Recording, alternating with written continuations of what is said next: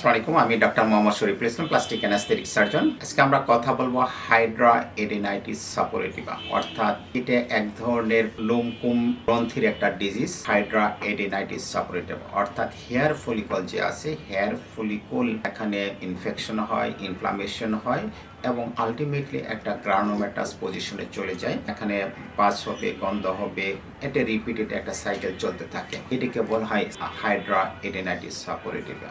এটা সাধারণত axilla, most commonly হবে বগলে, গ্রয়েনও হবে, আন্ডার দ্য ব্রেস্ট, এই সমস্ত জায়গা অথবা পাটকে হতে পারে। আমরা সবচেয়ে বেশি পাই সেটা হলো বগলের নিচে।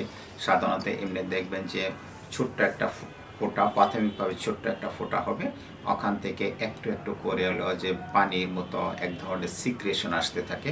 পরবর্তীতে এটা আস্তে আস্তে ওখান থেকে ইনফেকশন হয়ে পাজ আসে এবং একটা ফাউল স্মেলিং আসে। This is the typical feature of hidradenitis suppurativa initial stage. আমরা যদি হলো যে সেটাকে অপারেশন মানে পেশেন্ট যদি চিকিৎসা না করে প্রাথমিকভাবে, তাহলে একটা হেয়ার ফলিকল থেকে মাল্টিপল হেয়ার ফলিকল এবং অল অফ দ্য এক্সিলা, বগল সম্পূর্ণভাবে আক্রান্ত হতে পারে অথবা গ্রয়নে আক্রান্ত হতে পারে, ব্রেস্টে ছড়ায় যেতে পারে। সুতরাং এইটার চিকিৎসা কিন্তু আপনাকে খুব সিরিয়াসলি করতে হবে।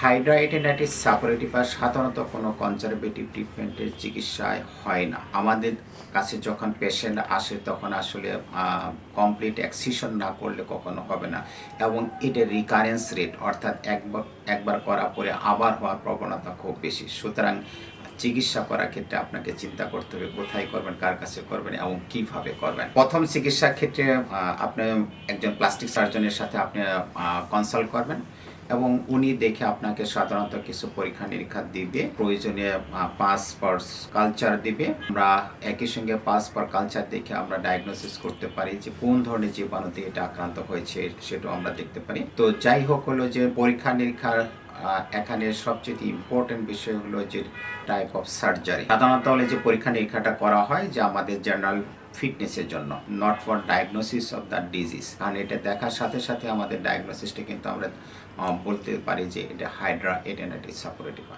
এবং এটার চিকিৎসা কিন্তু কমপ্লিট এক্সিশন করতে হবে। ইনকমপ্লিট এক্সিশন করলে কিন্তু রিপিটেড হতেই থাকে এবং প্রথমবারের যাতে সেকেন্ড টাইম অপারেশন আরও জটিল হবে।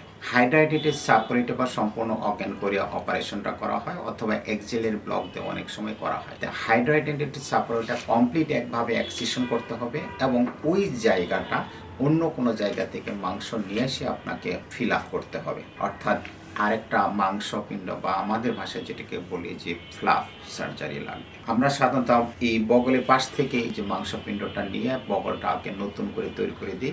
এত সুন্দরভাবে তৈরি হয়ে থাকে যে এটা আপনাকে বোঝা যাবে না যে এটা আগে একটা প্রবলেম ছিল। কেন অপারেশনে কোনো দাগও থাকবে না, ইনশাল্লাহ সম্পূর্ণভাবে ক্লিয়ার হয়ে যাবে।